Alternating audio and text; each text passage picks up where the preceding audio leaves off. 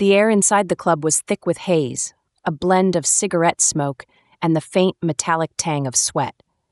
The crowd murmured in anticipation, shifting in a collective rhythm as they packed tightly into the underground space. A single light illuminated the stage, casting a pale circle onto the worn wooden floor. It was a stage that had seen countless artists over the years, but tonight it belonged to Piper. She stood in the shadows just beyond the circle's edge, her head bowed, her breath steadying. The worn leather straps of her shoes were tied with precision, hugging her ankles like an anchor. Piper always prepared carefully, though no one ever watched her do it. She preferred it that way. Her rituals were hers alone, private moments before she stepped into the light. Outside this darkened corner, she was the mystery everyone whispered about. But inside, she was just a woman trying to make sense of the chaos inside her. The music began, a low, pulsing beat that grew, trembling through the floorboards. Piper stepped into the light, her form a silhouette that stretched and shifted as the light caught her. She moved slowly at first, her arms sweeping through the air in languid, deliberate arcs. The crowd hushed, spellbound. Her body spoke in ways words never could. With every movement, she poured herself into the dance, her emotions boiling just beneath the surface. To the audience, she was magnetic, untouchable, a dream brought to life. But to Piper, the performance was something else entirely. It was a language she had taught herself, every gesture a word, every shift in rhythm a sentence. She danced her longing, her ache for something she couldn't name. Her feet struck the floor with increasing urgency, her arms slicing through the air as if reaching for something always just out of her grasp. The music swelled and Piper spun, her skirts flaring like the petals of a flower. She shut her eyes for a moment, letting the momentum pull her forward. Memories flickered in her mind, faces, voices, moments she had buried deep. She tightened her jaw, focusing on the music, on the movement, on the now. The past had a way of trying to claim her, but here, under the stage lights, she could keep it at bay.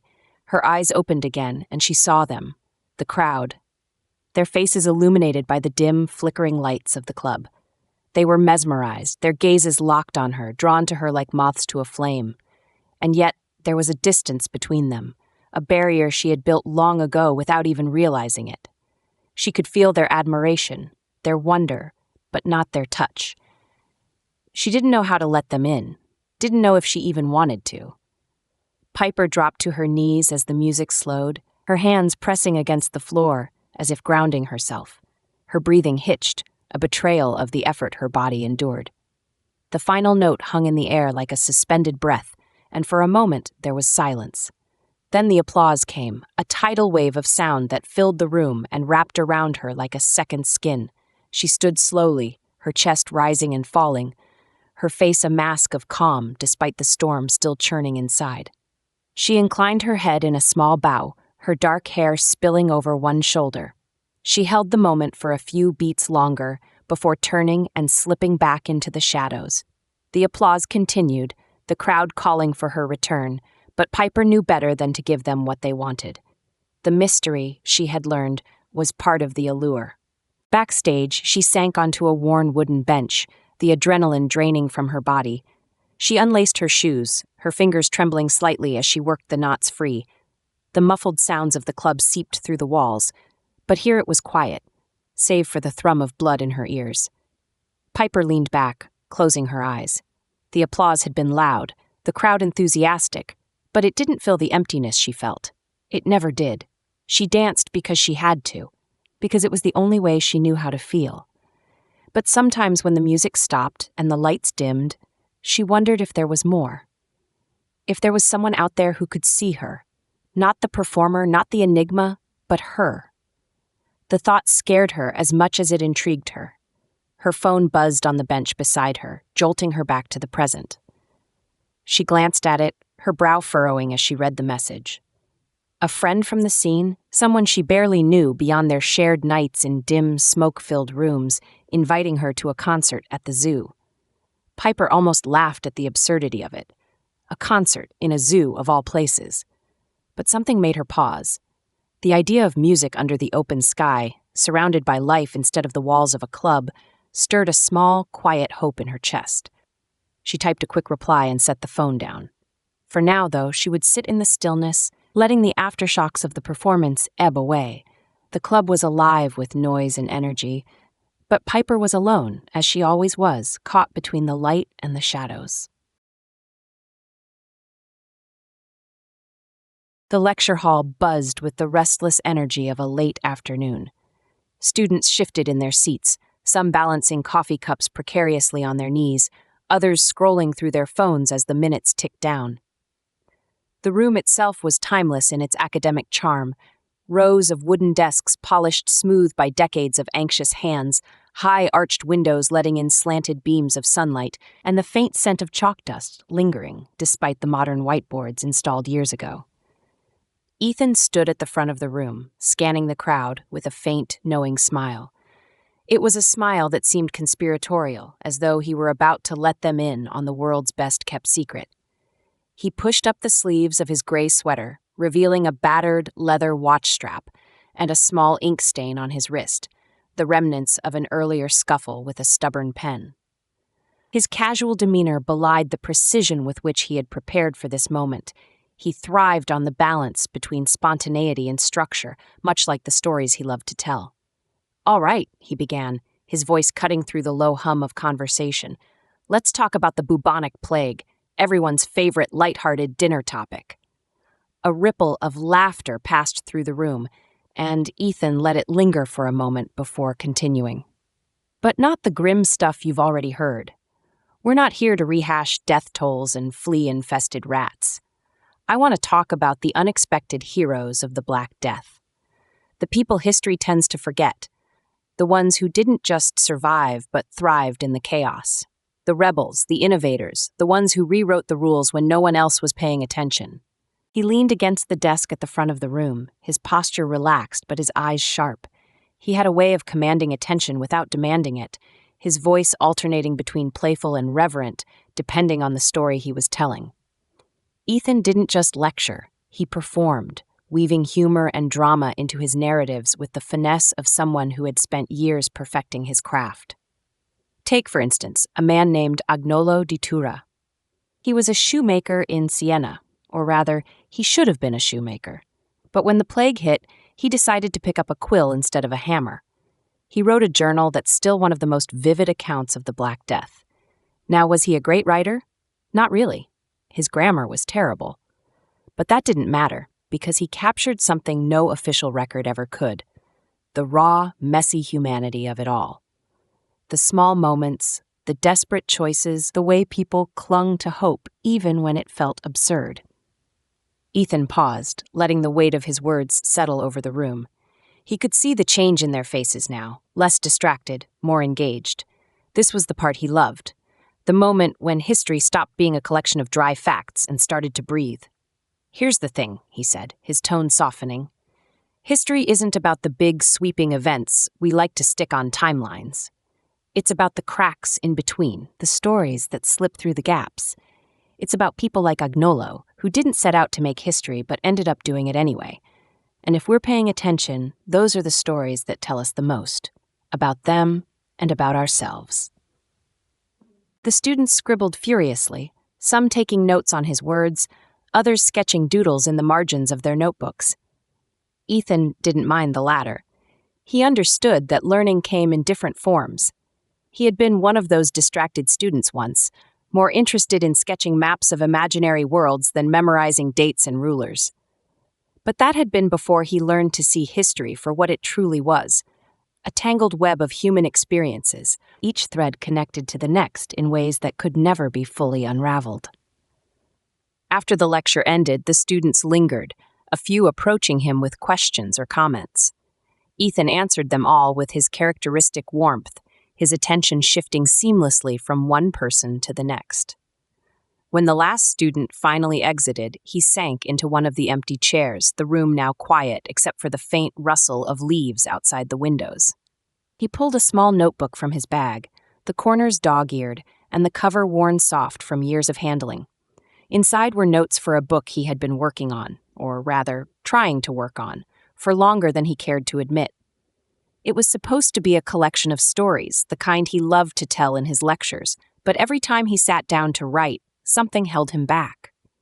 Doubt, perhaps, or the nagging voice that reminded him of the grant he hadn't won, the one that could have funded his research for years. Ethan flipped through the pages, his pen hovering above the paper. He had no shortage of ideas, yet the words felt stubborn, unwilling to align themselves into anything coherent. He sighed, closing the notebook and leaning back in his chair. For someone who spent so much time unraveling the mysteries of the past, he realized he was surprisingly terrible at confronting his own. The sunlight shifted, casting golden patterns across the empty desks. Ethan watched as the shadows lengthened, his thoughts drifting to the concert he had agreed to attend that evening. A friend had convinced him to go, insisting he needed a break from books and lecture halls. He wasn't sure what to expect. Music and animals weren't his usual combination, but part of him was curious. Maybe, just maybe, the evening would offer a reprieve from the weight of his own unanswered questions. And maybe, he thought, as he gathered his things and headed for the door, it would even offer something more, something unexpected, something he couldn't yet name. The air hummed with the mingling sounds of a string quartet and the occasional call of an exotic bird. Lanterns strung above the open-air amphitheater cast a warm glow over the crowd, while the earthy scent of the nearby botanical garden mixed with the faint traces of animal musk. Piper shifted in her seat, tugging the sleeves of her oversized sweater over her hands.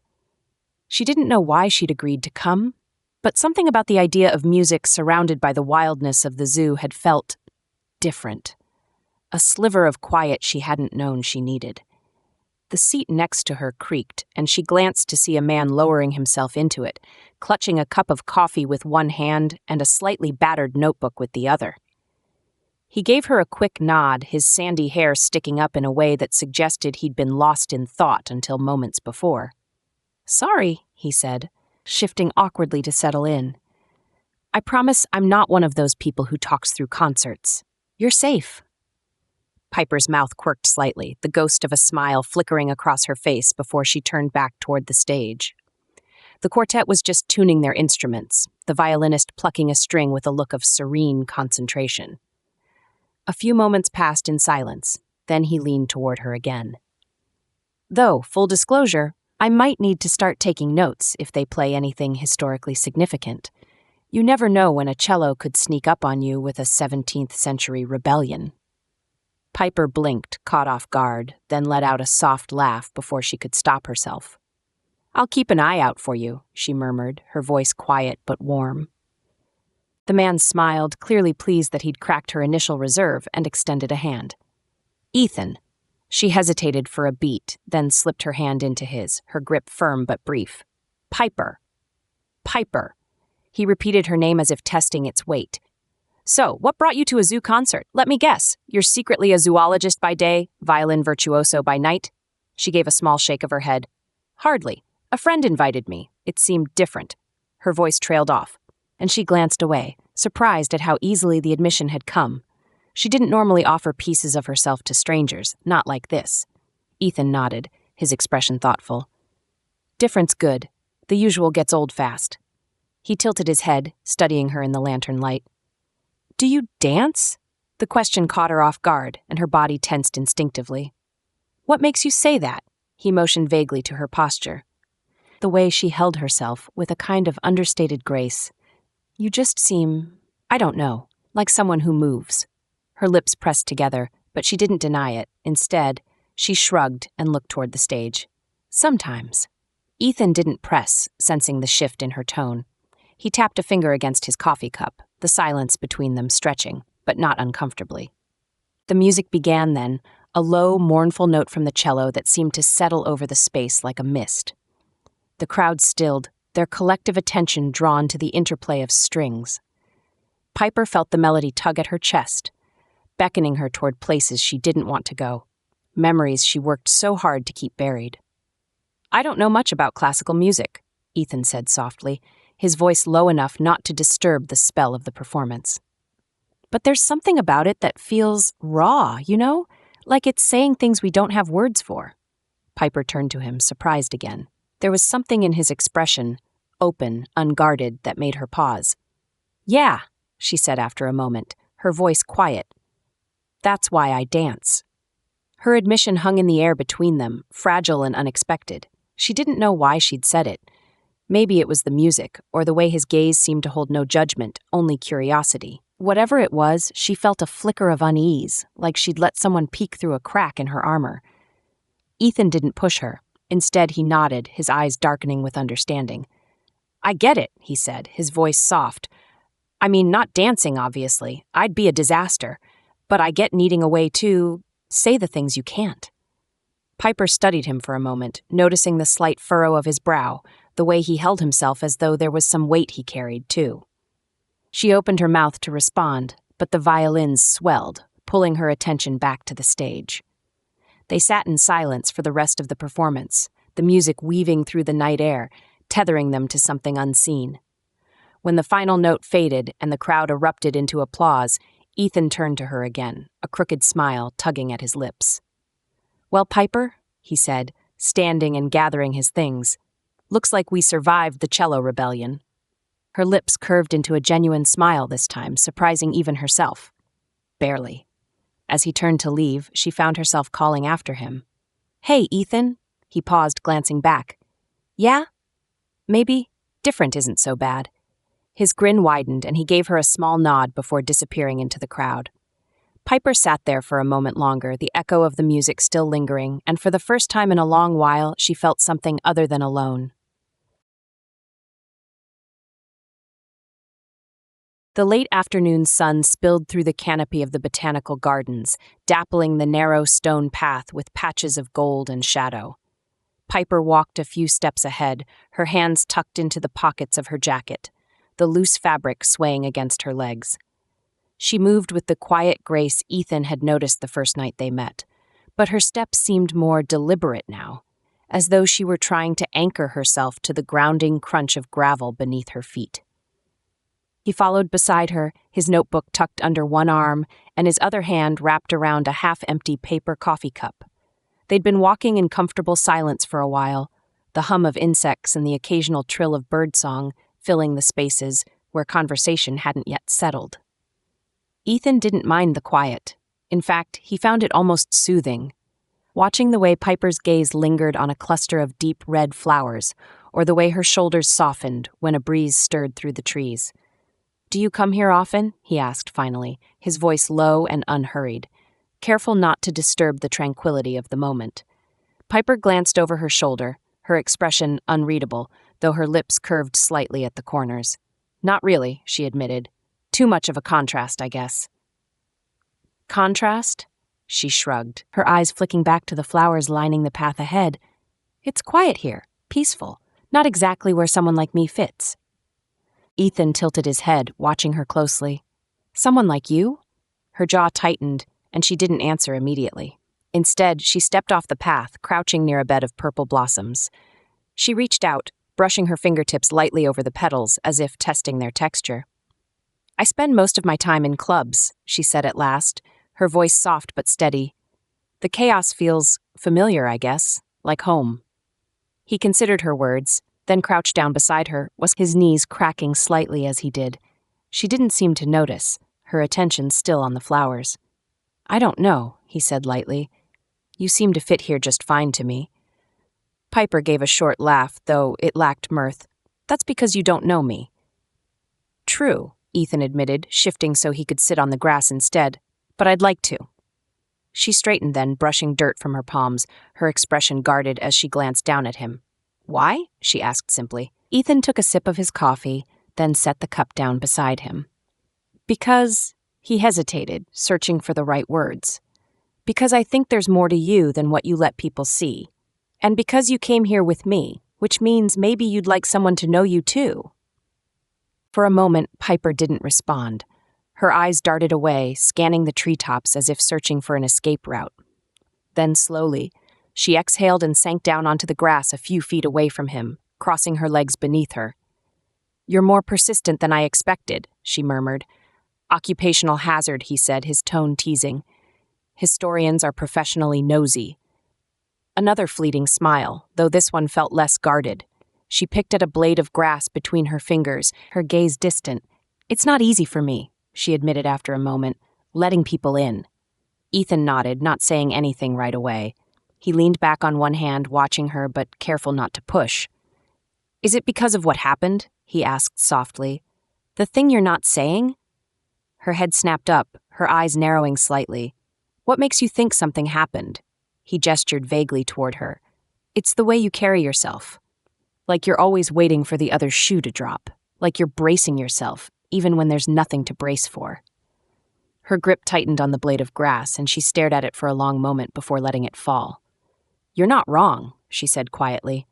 But I don't. She broke off, shaking her head.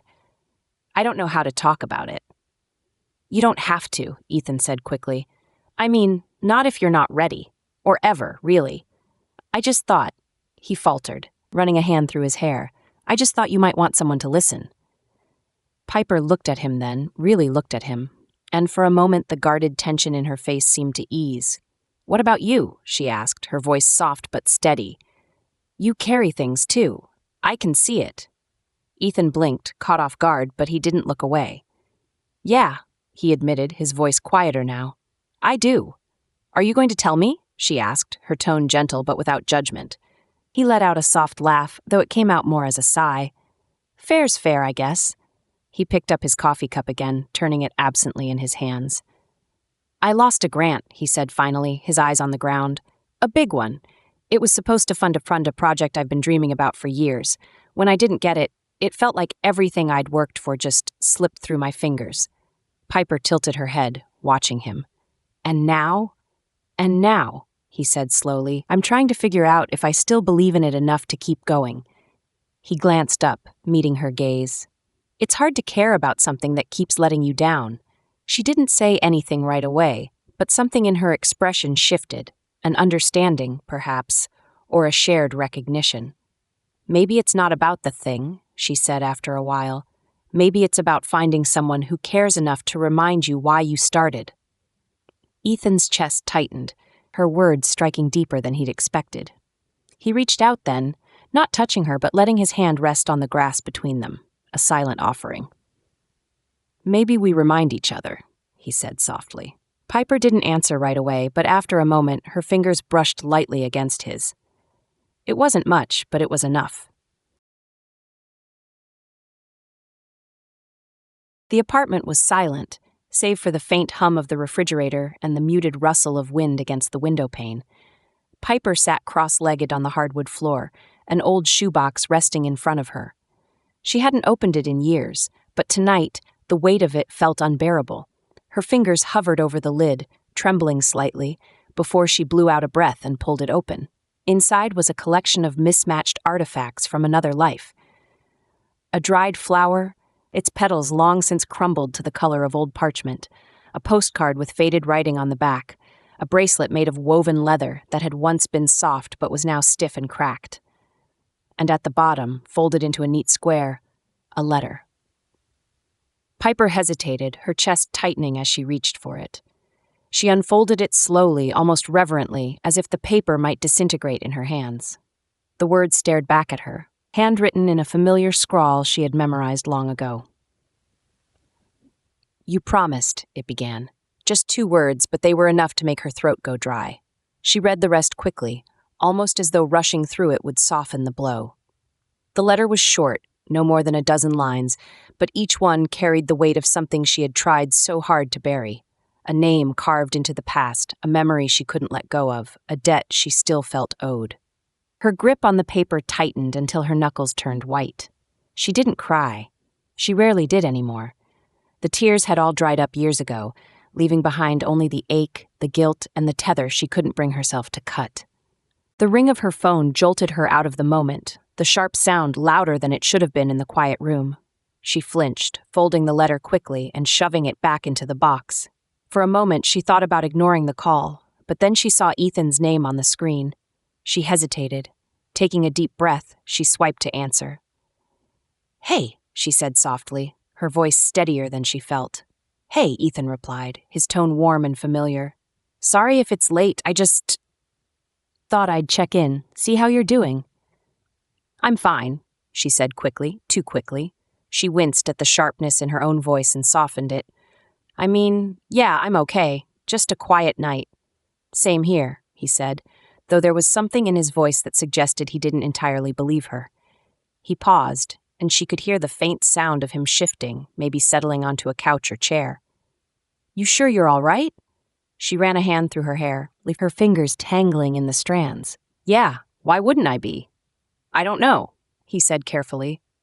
You just seemed a little off the last time we hung out, like there was something on your mind. There was, of course there was.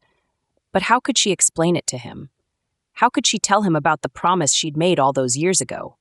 About the weight of it, the way it pressed on her chest like a stone, making it impossible to breathe. She didn't even know how to start. It's nothing, she said instead, her voice too quick, too defensive. I'm just tired, that's all. A quiet stretched between them, the kind that felt like a test.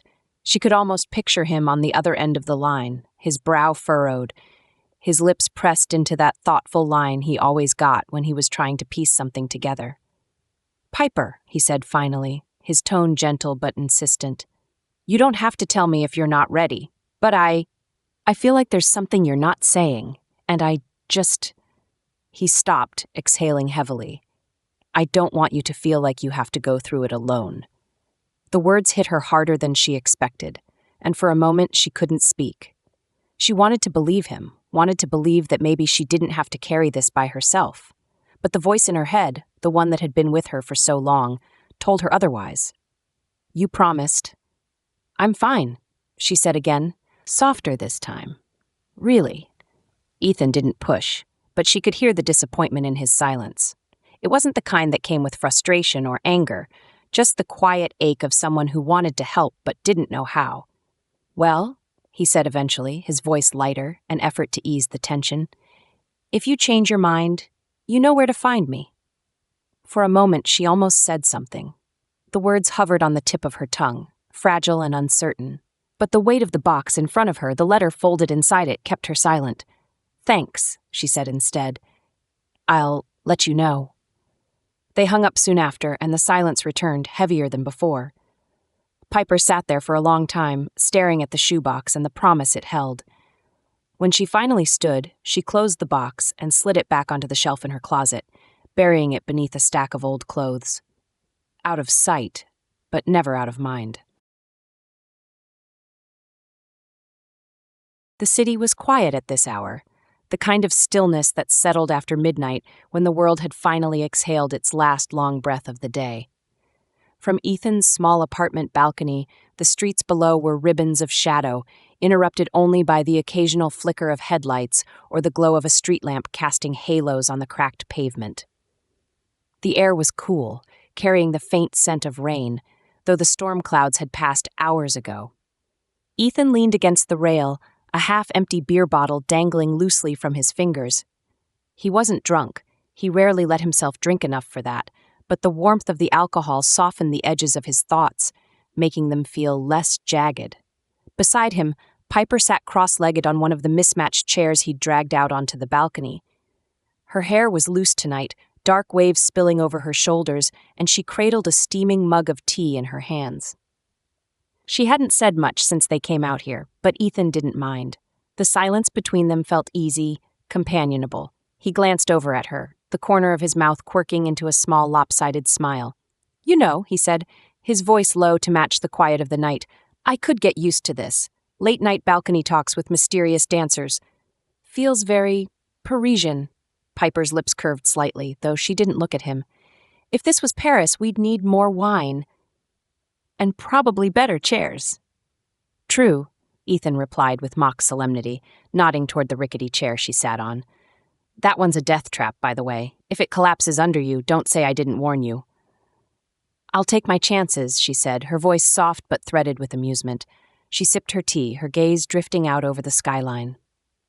For a while, the only sounds were the occasional hum of a car passing below and the faint clink of Ethan's bottle as he set it on the railing.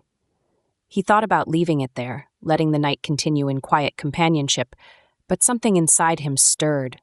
An impulse, or maybe just the weight of too many unspoken things pressing against his chest.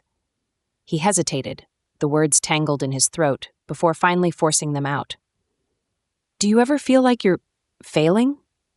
he asked, his tone more casual than the question deserved. "Like no matter how hard you try, you just keep falling short?" Piper turned to him then, her expression unreadable but her eyes searching his face. "Sometimes," she said after a moment. "Why?" Ethan exhaled, running a hand through his hair. "I don't know. It's just, lately it feels like everything I've worked for is slipping through my fingers, and no matter what I do to try to hold on to it, it's never enough." Piper didn't say anything, but her gaze stayed on him, steady and unyielding, like she was waiting for him to go on. He let out a bitter laugh.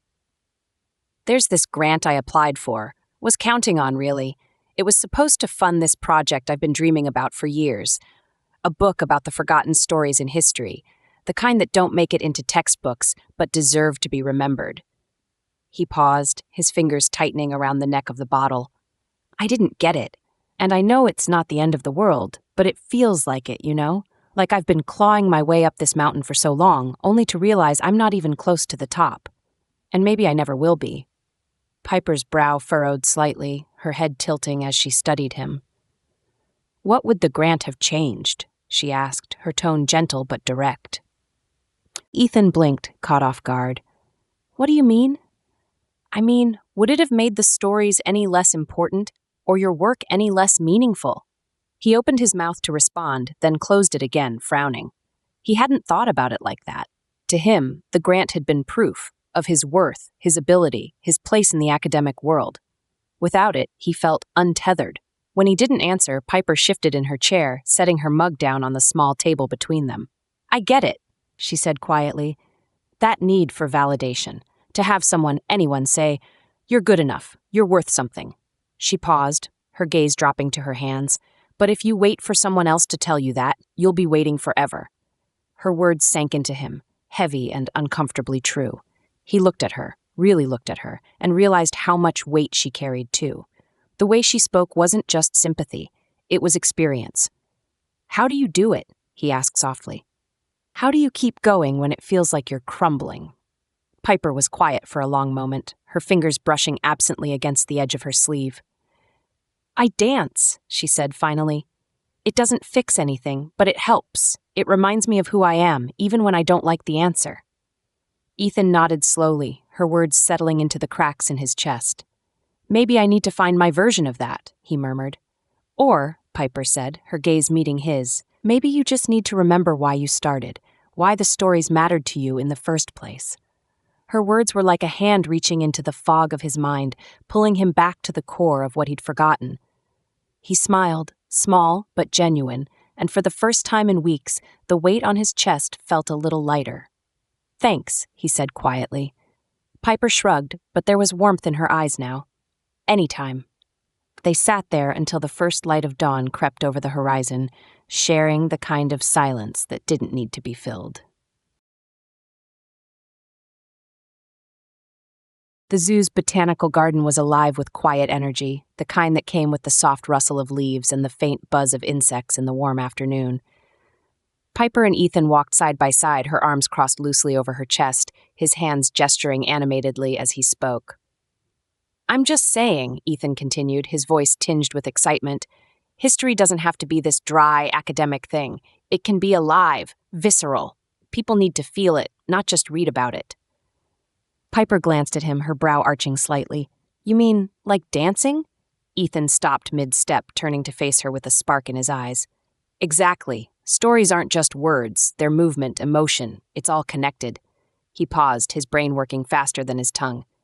"Imagine, what if we combined them, my stories, your dance, we could bring history to life." She tilted her head, intrigued but wary. "You mean, like a performance?" "Yeah, a performance," he said, his voice growing more confident as the idea took shape. "Think about it. We tell a story, something people have forgotten. You interpret it through movement, and together it's not just a narrative, it's an experience. We could do it here, maybe even as a fundraiser for the zoo." Piper studied him, the way his enthusiasm lit up his face. "A fundraiser?" "For the conservation efforts," he explained.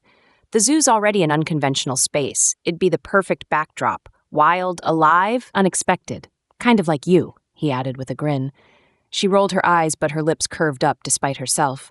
The thought of merging their worlds, the structured precision of his history with the raw freedom of her dance, was enticing.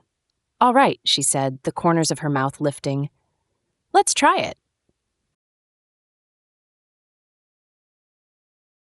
The rehearsal space was not much more than an empty room with wide windows and a scuffed wooden floor. Sunlight streamed in through the glass, pooling in warm golden rectangles across the ground. Piper stood in the center of the room, barefoot, her arms stretched out at her sides as if feeling for something unseen. Ethan sat cross-legged against the wall, his notebook balanced on his knee and a pencil tucked behind his ear, watching her. "This part," Piper said, her voice quiet but clear. "When the music slows, this is where the story breathes. It's not about the steps, it's about what's underneath them." Ethan nodded, his pencil hovering over the page. "So, more emotion? Less structure?" She turned to him, one eyebrow arched. "Emotion isn't the absence of structure, it's what gives it weight." Her lips curved slightly, almost teasing. "You of all people should know that, Mr. Historian?" He grinned, leaning back on his hands. "Touché." Piper shook her head, the corner of her mouth tugging upward, then looked back toward the wide-open space in front of her. The music began again, soft strings weaving through the room like a whisper. She moved slowly at first, her body curving and folding in time with the melody, her feet silent against the floor. Ethan watched in fascination. Every movement was deliberate, yet fluid, as though the notes of the music passed directly through her, translating into something visible.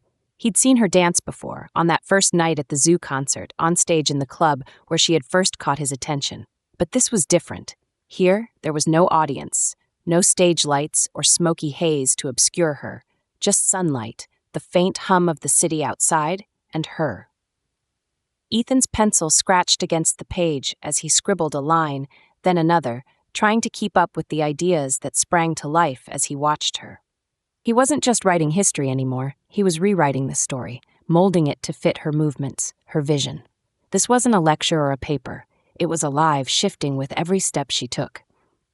As the music faded, Piper lowered herself onto the floor, her legs folding beneath her as she exhaled.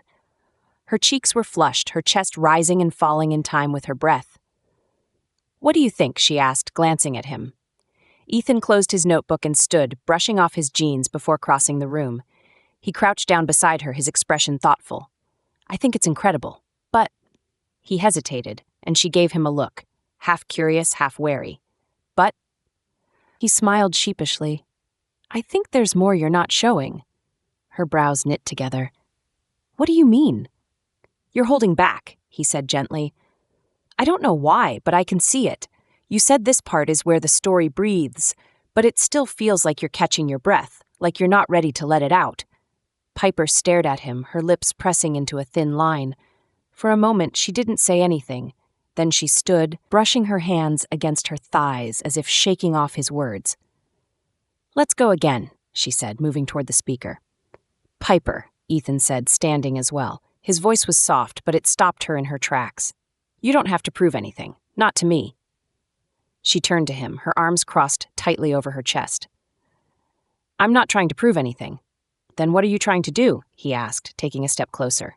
"Because I don't think it's just about the performance." Her jaw tightened, and for a moment Ethan thought she might snap at him. But then her shoulders sagged, her gaze dropping to the floor. "It's not that simple," she said finally, her voice quieter now. "I know," he said, closing the space between them. He reached out, his hand hovering near hers but not touching. "But I also know you don't have to figure it out alone." She glanced at him, her dark eyes searching his face for something. Whatever she found there seemed to soften the sharp edges of her expression. She let out a breath, long and slow, and nodded. "Okay," she said, almost to herself. "Okay." Ethan smiled, stepping back to give her space. "One more time?" he asked. Piper nodded, moving to the center of the room again. She closed her eyes as the music started, her arms lifting, her movements softer this time, more fluid. Ethan watched as something shifted in her, a loosening as though she was finally letting the music take her somewhere she'd been afraid to go.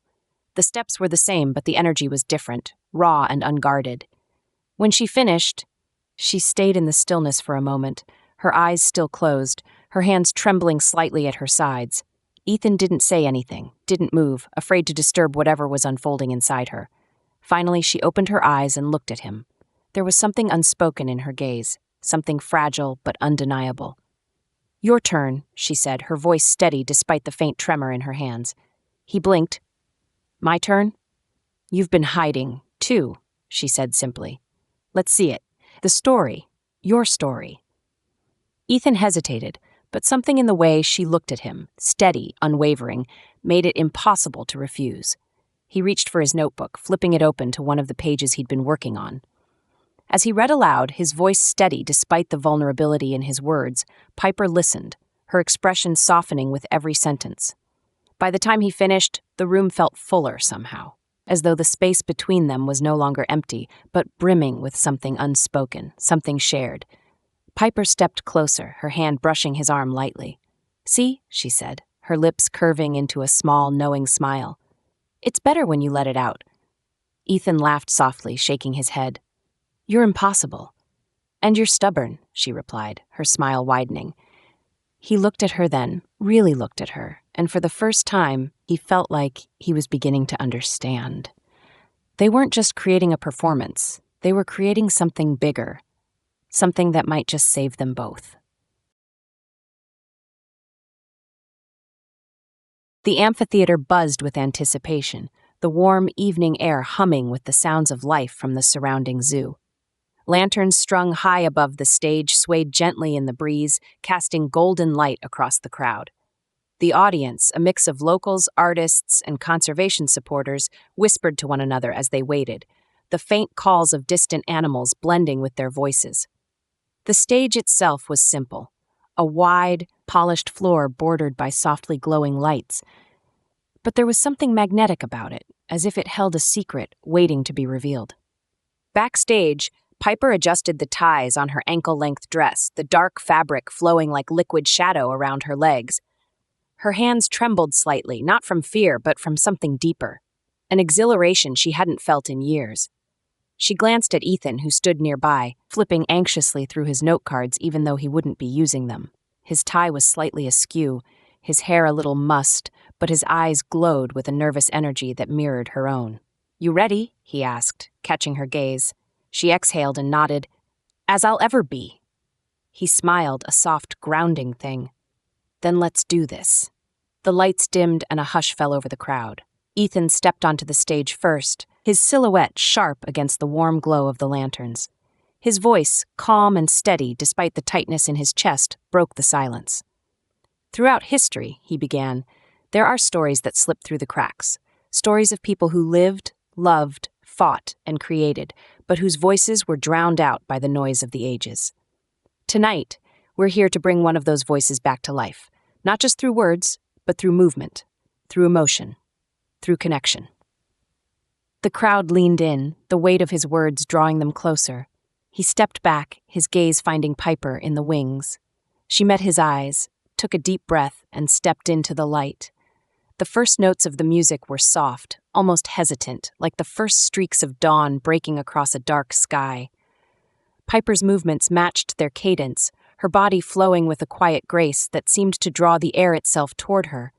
Ethan's voice joined the music, weaving a story of a woman from centuries ago, a forgotten artist who painted her truth in the margins of history. His words were vivid, his tone reverent, but never overwhelming. They were a frame, and Piper was the painting. As the music swelled, so did her movements, her body arching and spinning with a raw, unguarded energy that left the crowd breathless.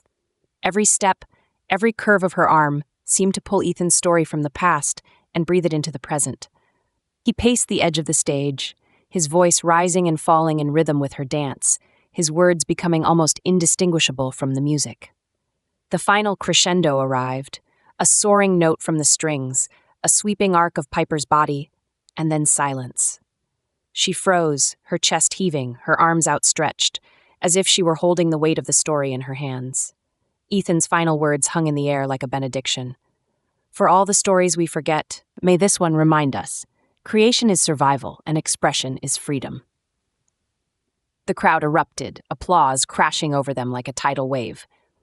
Piper stood still for a moment, the weight of what they'd created settling over her before turning to Ethan. He was already looking at her, a mixture of awe and gratitude in his expression.